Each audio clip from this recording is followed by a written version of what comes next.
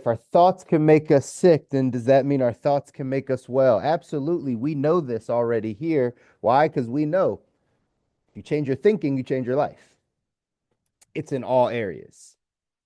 It's in all areas. This might have been a little bit of teaching for you this Monday outside of the normal motivation, inspiration, right? Thinking on a higher level, those types of things. This is actually the science behind what we're talking about, right? The science, the fact that literally our thoughts are causing us to create the life that we have. When he talks about how, right, our thoughts are memories and those things of the past, and we are waking up feeling past feelings and emotions because our thoughts are in the past. That's why our lives create the same outcomes and we're just in these cycles. Do you notice that? Do you notice you're just in an emotional cycle? You just go through the same exact emotions over and over again? Do you notice that you're in the same financial cycle? Do you notice you're in the same health cycle? Like, do you notice that you're in the same relational cycle over and over again? Which just means you've just been thinking the same way. You haven't allowed new information to change how you think so that you can change your actions and habits so that you can get a different outcome. But yet we blame it on the external. We talk about our family, we talk about our job, we talk about our environment, we talk about our spouse, we talk about the media, we talk about society, we talk about all the other things. But really, you guys know, those of you that have been here on this journey of growth, of personal development, of designing your ideal life, of getting to a place where you have life exactly where you want it, you know that this is an internal game. The things that you can control are your thoughts and your thoughts and your actions, right? Your attitude and your actions. That's all you can control. So how much are we controlling it? How much are we focused on these types of things? Again, Dr. Joe Dispenza is talking to you about the chemical, the neuroscience of this. And so we have to pay attention. Remember, life is a game of millimeters. It's not a big shifts. It's small little tweaks that if you just think a little bit differently, you can take a completely different trajectory with your life. And so that's some of the information that he was dropping in there for you today, right? How you think and how you feel creates your state of being. How you think and how you feel creates your state of being. And many people, like he said, can't think beyond what they feel, right? But our thoughts and our feelings create our state of being. So if we want to experience more joy, more happiness, more peace, more love, more contentment, more of those things, that comes from our thoughts. That comes from how we think. It doesn't come from anything outside of us changing. That just comes from how we think about the situations that we're in, about the people we're around, about the actions that we take. Like it's our thoughts. And again, taking this back, how do we change our thoughts? We change what we consume. If you consume the same things, the same thoughts will start coming into your mind. It creates similar memories, creates similar emotional homes, which creates similar things that happen in our life, and we just stay stuck in the routine. But we break out of these things by understanding this type of stuff. He said, he gave an analogy towards the end of that about cleaning out the weeds. If you were a gardener, you know you got to clean out the weeds before you can just go planting new stuff. So take that in for yourself. When's the last time you cleaned the weeds? When's the last time you got the weeds out mentally? Some of the stinking thinking, some of the negative programming, some of the thoughts, actions, feelings, those things that are no longer serving us. When have we taken some time to declutter and clean those things out so then we can add on new things, so that we can plant new seeds, so that we can reap new harvest? This is a part of the process of us becoming, learning, growing, getting to our ideal life. You have to clean some things out to make room for the things that you want. One of the other things that Dr. Joe Dispenza said in there, right? The old memories of the past versus a compelling vision of the future. Which one is running your life?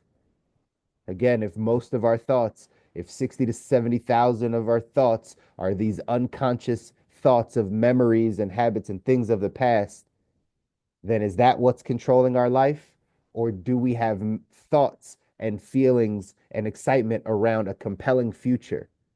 This is why when we ask the question, hey, what is your ideal life? If you can't explain that, I already know you're operating out of the memory, you're operating out of the past. And this is a practice that you now have to do. You have to practice how to think about the future. You have to practice what it would feel like to step into your dreams. You have to practice what it would feel like in order for you to experience the life that you want. You have to practice those things because otherwise you're just going to get whatever you had in the past.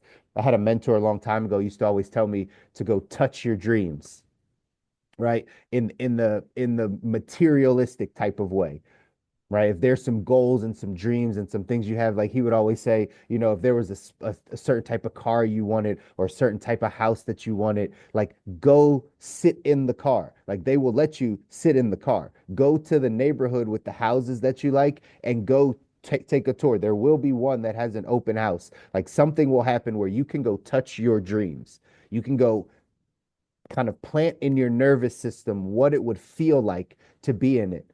What would it feel like? And again, from a materialistic standpoint, what would it feel like to drive a Rolls Royce? Well, maybe go sit in it. Maybe go smell the leather. Maybe go feel what it's like to put your hands on the wheels. Maybe take the test drive with the top down so you can touch your dreams. It's not yours, but you're touching it. So you're getting your brain connected to what that would feel like. Same thing with your house. Same thing in your health. Like, can you touch your dreams? Because if we don't do those, we're just operating out of memory. We're operating out of the past, and it's hard for our brain to understand how we can get to that place. So this is why you have to have a compelling vision and you have to like drill it into your nervous system. Otherwise, we're just going to get the exact same things. There's a great saying, if you want something that you've never had, you have to do something that you've never done. If you want something you've never had, you have to do something that you've never done, which is going to come with some different thoughts and actions that you got to take. In our text, 177 mental toughness secrets of the world class, number 113 says champions know the power of programming. I hope you know that our lives where they are right now, your life where it is right now, is just a culmination of the programming that has happened up until this point. The best part of this, of knowing this, once you take ownership of this, ladies and gentlemen, is you know that you can unlearn and relearn new things that help you get to the life you want now. Maybe the life you wanted 10 years ago is not the life that you want now. And so you have to unlearn and relearn some new things, some new thoughts, feelings, emotions, habits, all those things in order to get to the life you want. But it's possible. You can do that. Here's what it says in the text. It says, the majority of champions I've worked with and coached during the years confess the bulk of the mental programming they received during their childhood was substandard. Many are quick to add that the people who programmed them, parents, teachers, coaches, ministers, and adults of influence, were doing the best they could based on their level of awareness at the time. It's easy to criticize in hindsight, yet champions don't feel the need to do this. They want to take control of their own reprogramming process and install the habits, philosophies, traits, and beliefs that empower rather than limit them. Say that again. They want to take control of their own reprogramming process and install the habits, philosophies, traits, and beliefs that empower them rather than limit them. Middle class performers scoff at things like reprogramming and tend to hold on to what they were taught, no matter how poor their teacher's thinking. The pros use two primary methods of reprogramming. First and foremost, they alter the language they use when they talk to themselves and others. They adjust their language from the middle class to the world class level. They create self talk scripts and repeat them daily until the change takes place. The second thing they do is use the power of mental pictures or visualization training to adjust how they experience events. The combination of these two change processes has a powerful effect on the mindset of the performer. Sadly, the concepts are so simple that most people miss them. Meanwhile, the great ones keep getting stronger and stronger by developing world-class thoughts, feelings, and attitudes through the reprogramming process. This is the part that you can take control of. You can take control of your life specifically by learning how to reprogram your programming, right? Reprogramming your mental hardware. This is what Joe Dispenza talks about, right? This is all hardware. This is like your brain is like a computer. You can rewire it. First step is becoming aware of the areas that you have some stinking thinking, some middle class thinking, some limited beliefs, some things that were programmed in you from well meaning parents, teachers, coaches, ministers, and adults of influence. We all operate out of those things. There's something your parents instilled in you. There's something your teachers instilled in you, your community instilled in you when you were at that age and stage. And that has led you to the life that you have now. So if there's something in your life now that you don't like, you want different things happening in your relationships, you want different things in your money, you want different things in your health, you want different things in all the areas in your spiritual life, in all the areas, then we have to unlearn some of that programming. We have to unlearn it. We have to be like, hey, that no longer serves me. How my mom taught me about this, it doesn't actually serve me to get me to where I'm trying to go. What I learned when I was going through this stage in my 20s, that actually doesn't serve me now that I'm headed into my 40s because I'm going to a different place. You have to become aware of these things first. And then you have to take ownership of your reprogramming process. You get to install, this is the best part. You get to install the habits, philosophies, traits, and beliefs that will empower you to get to the life that you want. You get to choose it. No one has to choose it for you. This is the best part of the whole thing because there's no one left to blame, no circumstance left to say, oh, well, this holds me back from this. Nope. You get to choose all of it. You get to choose exactly the habits that you want, that you are going to need, the philosophies, the traits, and the beliefs to help you get to the life that you want. So, how do we put this whole thing together, ladies and gentlemen? How do we put it all together on this Monday? One, you got to know what your compelling vision is for your life. Where is it that you want to go? Not just what you want to do for work, but what does it look like? What does your life look like? When I ask that question to people, I specifically ask it in that way. I was sharing this with somebody on the team, and I was saying, when I ask that question, hey, fast forward me out 10 years, take me to your ideal life. Most people go with what they want to do for work or don't want to do for work. I know I don't want to be at this job. I know I want to work for myself. I know I want to have a house and a car, right? Like they take it to the very basic levels because we've never been taught. This is the programming. This is the programming. We've never been taught how to think about our life. We've been taught how to think about what we want to do for work. Since a child, someone's been like, what do you want to be when you grow up? What do you want to be when you grow up? When you go off, I just told you I went to a graduation. People are like, what are you going off to do? What do you want to study in college? It's always about what you want to do, but it's not about what life you want to have. How much peace? How much joy? What does your family life look like? Who are you around? What do you get to experience? Where's your time spent? What's your contribution like? Who influences you? What do you see? What do you drive? Where do you live? What type of life do your children have? What type of relationships do you have with your siblings or your parents? Where do they live? What does your spouse do? Like just life. The more we live life, the more you start to realize how much of life you wish you could, do more things in, but we're not programmed how to think about those things that way. We're not programmed how to think about it. So we have to help people. You have to help yourself. You're the one on this call knowing that you can take in this information and completely change your life. If you actually change your thinking, your life will change. This is just the process. I've given this to you months on end of all the people that have said the exact same thing, that all this thing starts with the mindset. And so, first, if you can create your compelling vision and know exactly where you're going, what does life look like for you? Because if you can't have that compelling vision, Dr. Joe Dispenza just said you're going to be operating out of your memories. And that means you're going to be operating out of the past. That means you're going to get the same life that you've always had. That's what he just explained to you. If you don't have something pulling, if you're not clear enough on what the future looks like. Then once you have that compelling vision of like exactly the life you want to lead, then you got to ask yourself, man, who do I have to become in order to get that life? Who do I have to become in order to impact 1 million people? Who do I have to become in order to make sure my family is safe? Who do I have to become in order to make sure that my community thrives? Like, who do I have to become? And that's when you start to take over your reprogramming process. Once you have the vision, once you know who you have to become, or you believe who you have to become to see that vision come to reality, then you can start programming the habits, the philosophies, the traits, the beliefs that will empower you to become that person. You get to redesign, you get to reinstall all this stuff because the thoughts, habits, philosophies, and beliefs you have now are getting you to the place you are now. They have you here. So if there's other places you want to go in your health, in your finances, in your business, in your relationships, in your spiritual life, if there's other places you want to go, then you probably got to change some of your habits, philosophies, traits, and beliefs. That's how this process works. I know, I know. Easier said than done. I'm never telling you this is easy. It's just worth it. What's your alternative?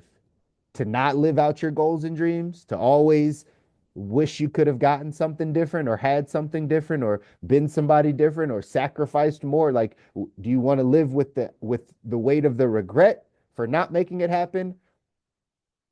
Or are we gonna put in the weight, the ounces of discipline that are needed in order to get to that life? This is why we do this, y'all. This is why, so we can constantly help each other learn, grow, get to our designed ideal life. But it's going to come down to you making sure that you are reprogramming these habits, philosophies, traits, and beliefs. How do they say that you do it? Two ways: change your self talk and add some visualization techniques in. Change your self talk, change your self talk, because we talked about this, whether it was last week or sometime, right? Life and death is in the power of the tongue. We have to, words matter. We have to be very, very conscious of how we use our words. So that's why it says the primary methods of reprogramming is they alter the language they use when they talk to themselves and others.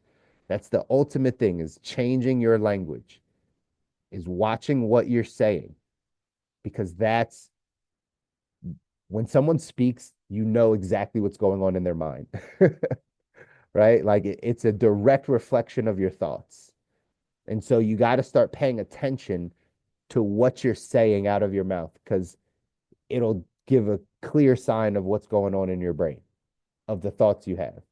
And we got to start to reprogram that and upgrade our level of talking. And then it says the mental pictures or visualization training, whether that is a vision board, which I have one on my wall right here, whether you're just consuming good things. If you're just consuming good things. I heard Tyrese say this on, I'm always picking up information. Tyrese was on $1 million worth of game a couple weeks ago, and he said one of his favorite shows growing up was Lifestyles of the Rich and Famous, right? Robin Leach's Lifestyles of the Rich and Famous, because this is a kid that grew up in Watts, right, in South Central, and he is watching these things, and he's like, I didn't want to be rich and famous. That wasn't what, but it was planting some seeds in my mind that, like, oh, that's what it's like to be on a yacht. Oh, that's what it's like to have this type of mansion. I didn't even know people could live in that type of thing. There was seeds planted to give him different mental pictures or visualization. That's all that it takes. Different mental pictures going into your mind so that then you can start to dream and hope and see that that life could be possible for you. But those are the two things you got to start working on, is your language and your mental pictures. Here's what it says from Dr. Shad Helmstetter. He said, the programming that you accept from others and the conscious and unconscious directives, pictures, feelings, and thoughts that you transmit to yourself will find a place in your own internal control center. Together, those thoughts and images will continue to create in advance or influence on the spot every response, attitude, and action that will be a part of you and your future. This is how important it is to take this mental programming, take it seriously, because it literally will be the thing that will allow you to get to the life that you want, or be the thing that takes you completely away from the life that you desire. But for y'all, we're going to go after it. That's why I know you guys are here. I'm proud of y'all for continuing to stick on the journey. I love you guys. I want you to win. You deserve to win. Your families deserve to win. You got to go out and do the work, though. You got to go out and do the work. You got to go out and change some of these mental pictures. You got to start speaking to yourself better. You got to start getting some information and applying that information so you can go off and design your ideal life, y'all. Let's go out and make it happen. Do something this Monday that scares you. Let's jump back on Wednesday. Uh, and we'll do another one. All right. Take care, guys. Have a good one.